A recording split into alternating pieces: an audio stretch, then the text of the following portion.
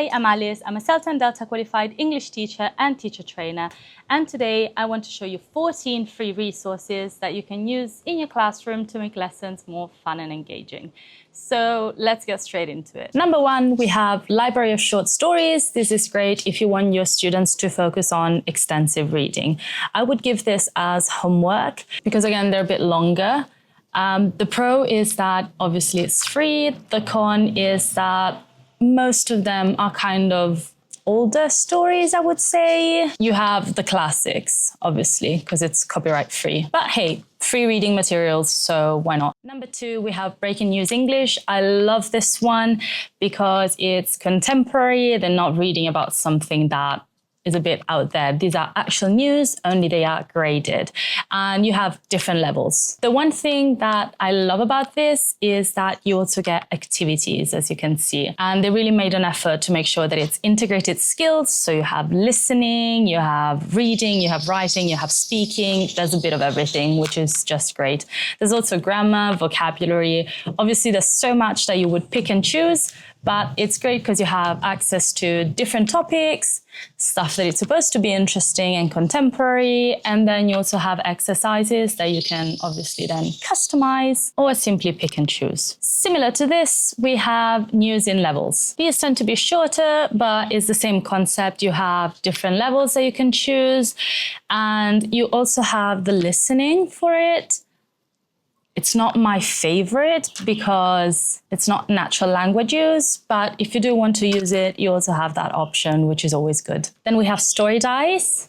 I love this one. I think these are so much fun. I use it for speaking. So basically the idea is students will roll the dice and then based on the images that they have, they will need to build a story. It's also fun because they can make it as weird, as funny, as entertaining as possible. And if we have in mind Bloom's taxonomy, obviously we're working on higher thinking skills because they need to imagine, they need to create. So it's a win-win, really. Then we have writing. This is Write and Improve with Cambridge. I really like this one. It's not perfect, but I think it's good because writing is one of those things that it's a bit more difficult for students to practice on their own because they need feedback. It's good enough to help students get better, I think. And I do like the fact that once you do get the corrections, then you need to go over and make changes to then see the improvement. It's free for students, and if they create an account, they can track their progress over time, which is really good to increase confidence. And it's also something that I get asked very often from students, how to improve writing and how to work on writing when they're on their own. And it makes our life as teachers a bit easier because obviously it's one less thing for us to check. Then we're moving on to listening, and we have TubeQuizard. This is a great one because I love when teachers use authentic materials in the classroom. These are YouTube videos, so will be real life language use. And it's great because it gives you the whole video. Obviously, then to do the activity, you don't need to listen to the whole thing. You just click on when you want it to start from, but it's a nice option for context. And some students might be interested in watching the whole thing. I love that it has different options when it comes to accents. So you can really personalize it and choose the ones based on your students' needs. And also that you can work on different skills. I especially like working on receptive pronunciation with this. So working on those sounds, on connected speech, and there's a bit of choice for this in there.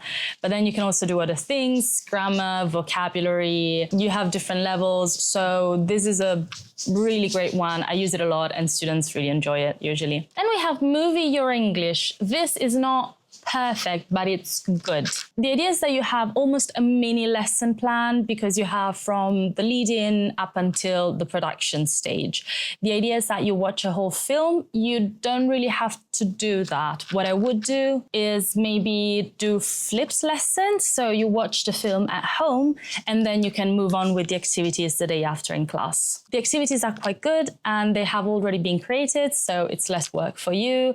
You have Jamboards, you have true or false, multiple choice, and you just need to choose the film that you want to focus on. And even if you don't use all the activities, you have a very good starting point already, and then you can personalize the materials. Films always get students going, so I think this is a good one to consider. Maybe on a Friday afternoon when you know your students are going to be a bit lazier than usual. Then we have Kung Fu Quiz. This is quite fun as well because you can get links from YouTube and then personalize the videos by embedding questions. You don't only have the option for videos, you can also create flashcards or just quizzes. But I do think that the option with the video is great because of that same idea of integrated skills.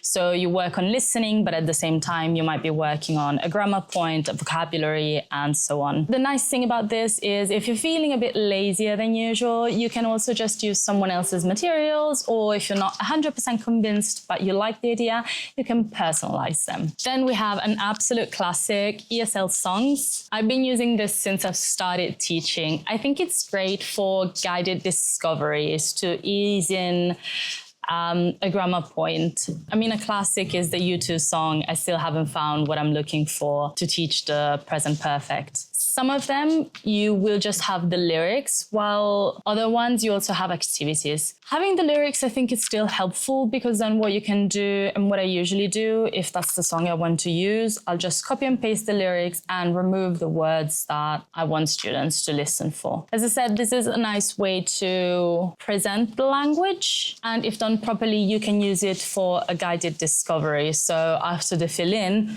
you could add your own questions for a guided discovery. Then we have ELLLO. I use this a lot as homework for students, especially the ones that always tell you, oh yes, like I would like to practice, but I never have time. Now you have time because these short videos are only 1 minute long. So no excuses. The great thing about them is, and this is the reason why students can do it on their own, you also have the transcript, and then you also have a part with the quiz, and on some of them you also have vocabulary. So they get to learn new words, they get to check their understanding, and just to make sure they can also check the transcript after they've watched it. I also think it's very important that they have videos from different language speakers.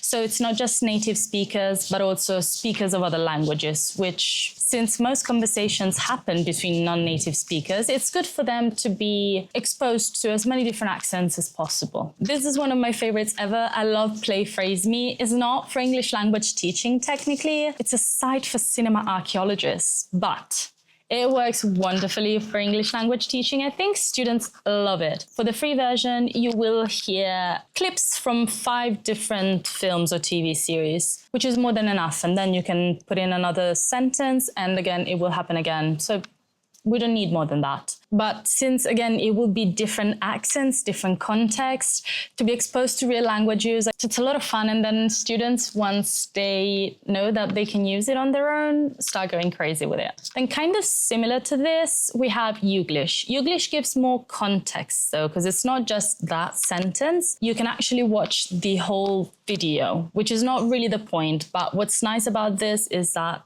underneath, as you can see, you have the transcript.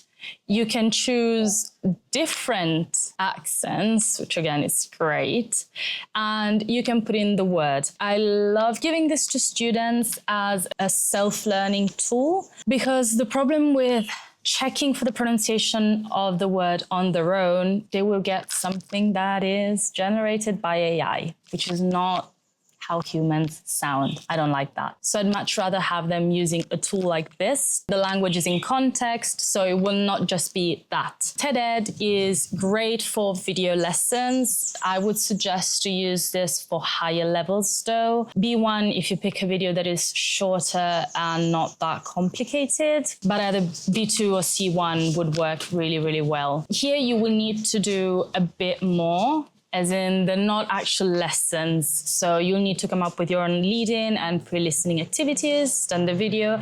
Then you do have a little activity. Usually it's multiple choices, and then a dig deeper part and think part. Students usually love this. And the last one is LyricsTraining. This is so much fun. Students are obsessed with it, so much so that they actually do it at home, which is great.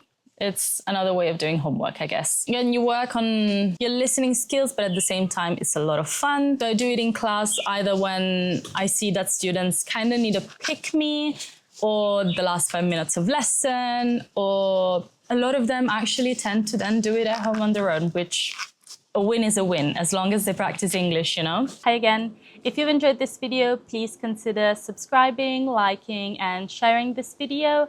And I will be back soon with more free resources that you can use in your classroom. Have a nice day. Bye.